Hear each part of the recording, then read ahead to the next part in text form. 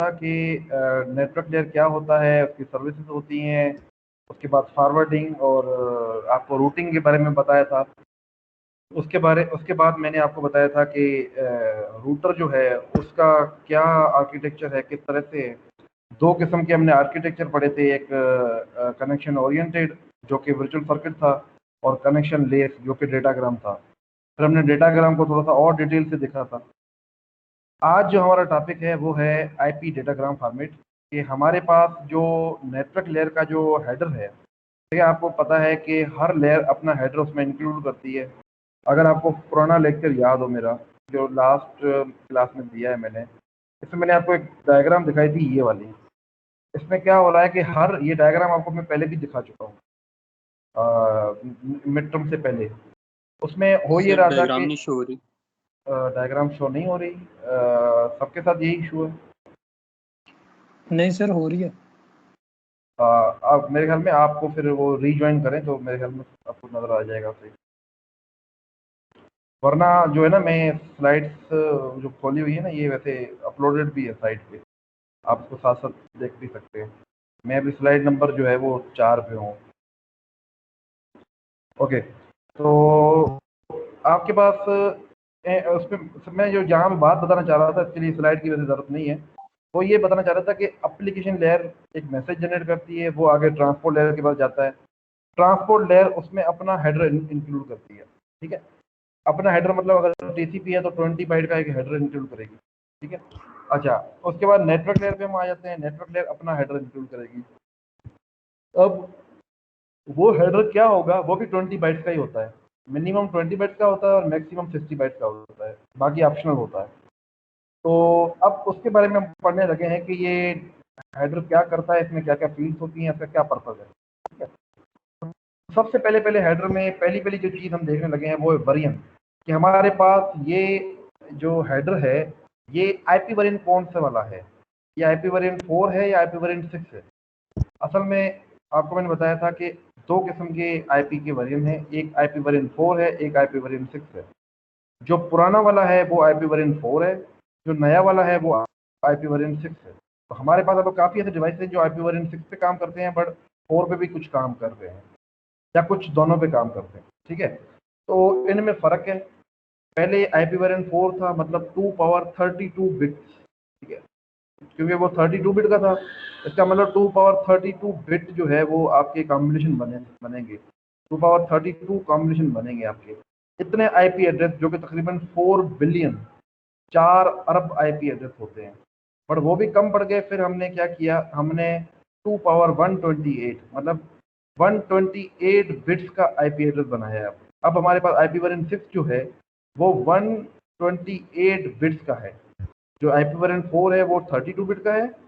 तो 128 बिट के होने का मतलब है कि इतने कॉम्बिनेशन है, तो मतलब 2 पावर 128 हमारे पास टोटल आईपी एड्रेसेस हैं दुनिया में, ठीक है। अब ये मोर देन इनफ है।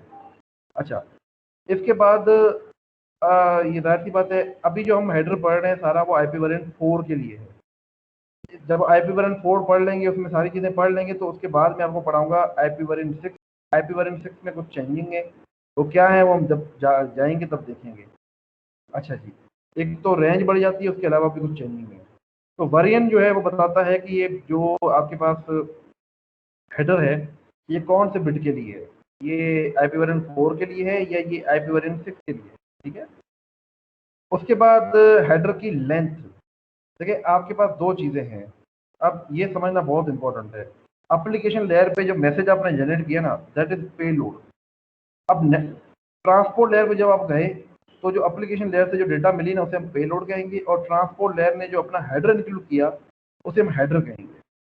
अब इसको हम सेगमेंट कहते हैं, टोटल पूरे को हेडर प्लस पेलोड को सेगमेंट कहते हैं ट्रांसपोर्ट लेयर पे। जब ये ट्रांसपोर्ट लेयर का सेगमेंट आगे जाता है नेटवर्क लेयर पे, तो ये सेगमेंट को हम कहते हैं पेलोड, और जो इसमें हेडर ऐड होता है 20 बाइट का, उसको, जो ये वाला हेडर है, इसको हम कहते हैं हेडर लेंथ। तो अभी मैंने आपको बताया कि ये हेडर जो है 20 बाइट से लेके 60 बाइट तक का होता है, क्योंकि ये 32 बिट की एक रो है। तो मतलब 4 बाइट, 1 2 3 4 5, तो 5 रोज का मतलब है कि 5 मल्टीप्लाई बाई 4 20 हो गया। तो 20 बाइट मिनिमम इसकी जो है ना साइज होती है इस हेडर की। जैसे टीसीपी के हेडर की मिनिमम साइज 20 है, इसकी भी मिनिमम साइज 20 है। एक ऑप्शन की फील्ड है जिसकी वजह से इसकी साइज जो है वो 60 तक भी जा सकती है, ठीक है, 60 तक भी जा सकती है। तो कहने का मतलब ये कि ये हेडर लेंथ है ना, ये बताता है कि ये हेडर जो है, एक्स्ट्रा जो इन्फॉर्मेशन है वो कितनी है, ठीक है। इसी के साथ अगर आपको मैं दिखाऊं, डेटाग्राम लेंथ भी है। डेटाग्राम लेंथ से मुराद क्या है कि ये हेडर प्लस में जो पेलोड है, जो डेटा जिसको हम कहते हैं या पेलोड कहते हैं, जिसमें असल में क्या है, ट्रांसपोर्ट लेयर का सेगमेंट पड़ा हुआ है, उसका साइज दोनों को मिला के कितना है। हेडर प्लस में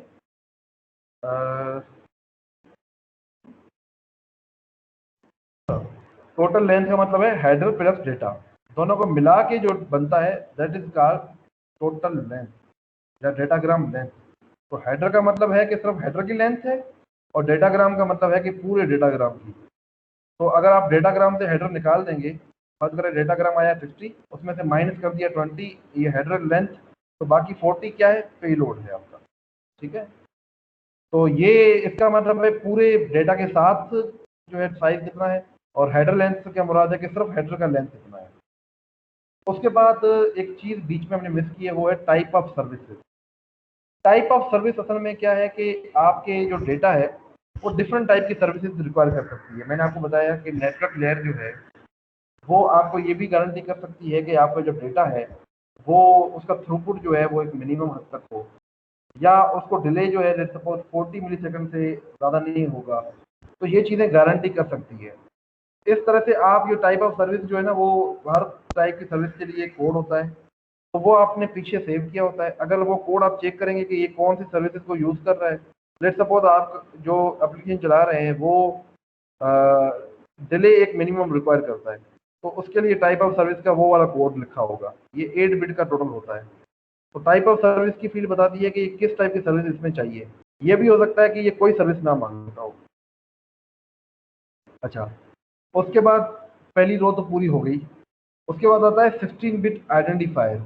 जैसे सीक्वेंस नंबर होता है कि हर पैकेट का हम सीक्वेंस नंबर देते हैं, इसी तरह से आप डेटाग्राम का सीक्वेंस नंबर देते हैं आइडेंटिफायर से। हर पैकेट को यूनिकली आइडेंटिफाई करने के लिए हम इस 16 बिट आइडेंटिफायर को भेजते हैं। आप ये समझ लें कि हर पैकेट का सीरियल नंबर है ये,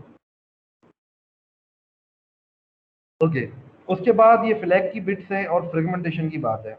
अच्छा, अब फ्लैग और फ्रेगमेंटेशन पे थोड़ा सा मैं बाद में आता हूँ, ये एक अलग सा टॉपिक भी है, इसको थोड़ा सा पढ़ते हैं, उससे पहले बाकी चीज़ें कवर कर लेते हैं। यहाँ पे एक बात हो रही है टाइम टू लिव। देखें, आपका पैकेट एक आपने ट्रांसफर किया मिसाल के तौर पे, यहाँ पे ये ए है, ए ने भेजा बी को, बी ने भेजा सी को, और सी से लिंक निकल रहा है, ए के लिए भी निकल रहा है, आगे भी जा रहा है, ऊपर भी जा रहा है। अब मिसाल के तौर पे ये भी हो सकता है ना कि आपका ये पैकेट जो है इधर जाए, फिर इधर जाए, फिर इधर जाए, और ये घूमता ही रहे। तो ये तो फिर इनफाइनाइट टाइम घूमता रहेगा, फजूल में हम अपनी एनर्जी वेस्ट करते रहेंगे। तो होता ये है कि हर पैकेट का जो है ना वो एक हेडर, एक टाइम टू लिव होता है कि आपने कितनी देर के लिए इसको जिंदा रखना है। और वो टाइम टू लिव होता है जिसको हम कहते हैं नंबर ऑफ होप्स। होप किसे कहते हैं, एक लिंक, ए और बी के दरमियान एक लिंक है, this is called one hope. अगर मैं आपको कहूँ कि यार ये जो ए है, लेट्स सपोज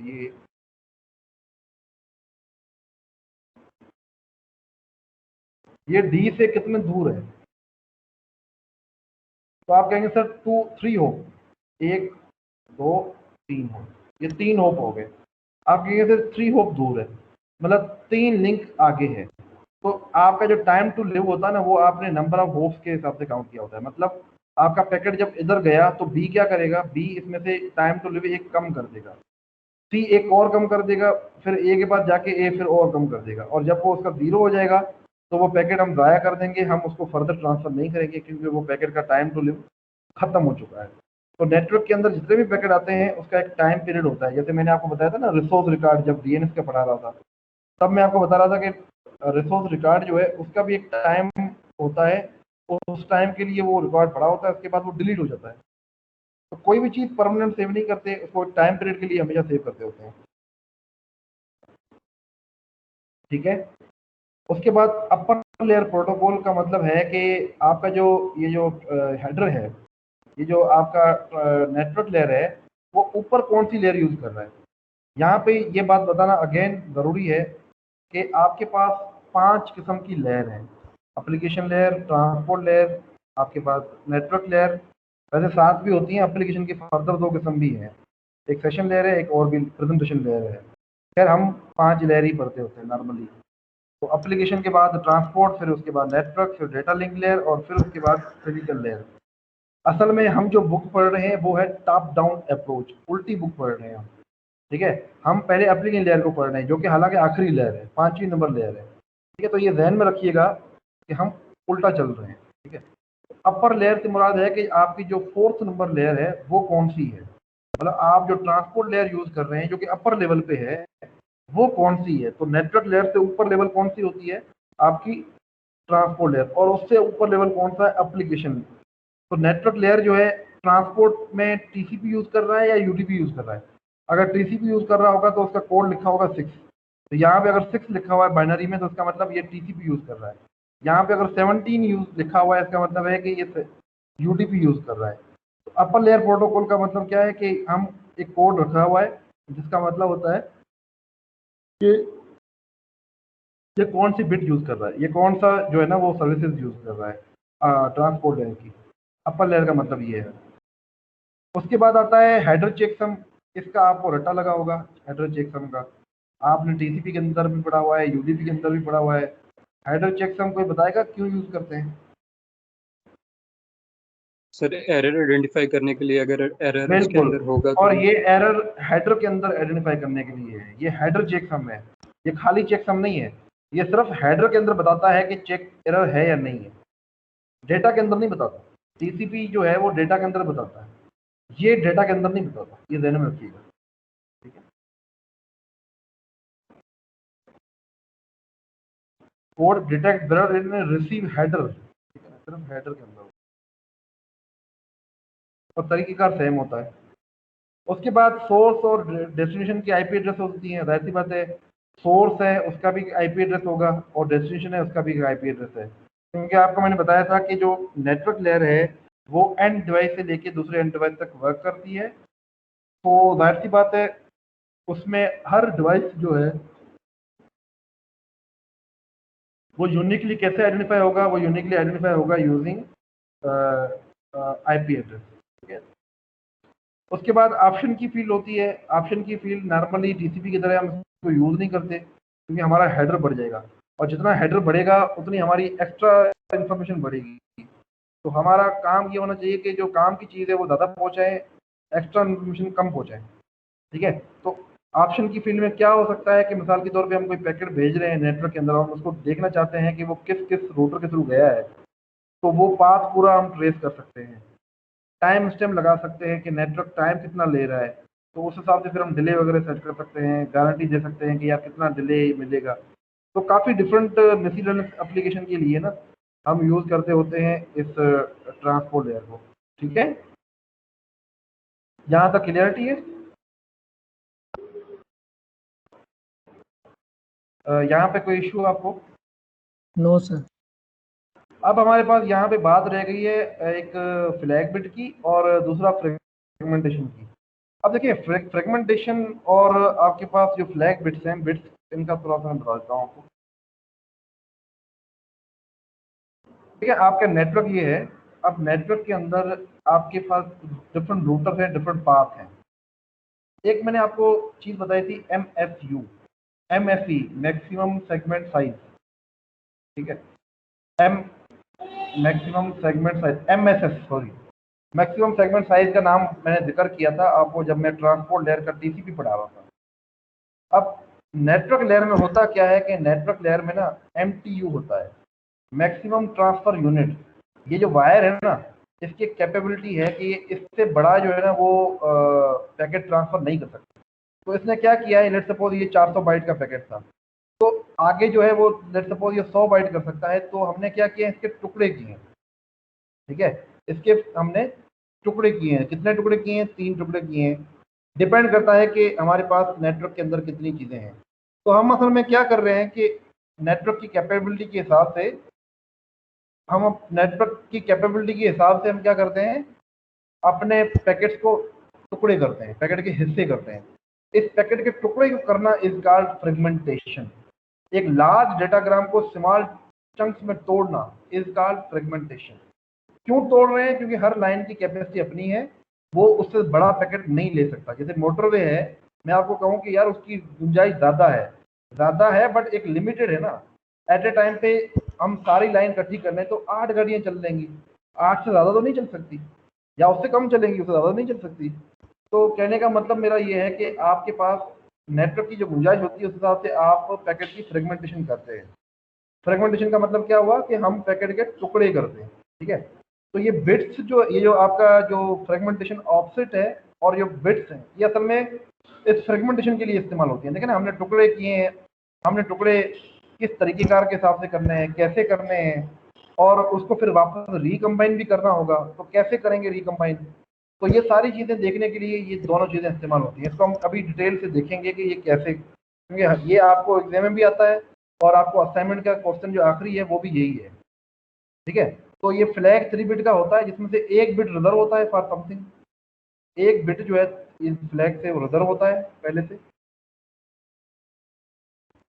और 1 बिट है जो बताता है कि फ्रेगमेंटेशन अलाउड है या नहीं है। मतलब वो बिट अगर ऑन हुई तो आपको पता चलेगा कि फ्रेगमेंटेशन हुई है या नहीं हुई।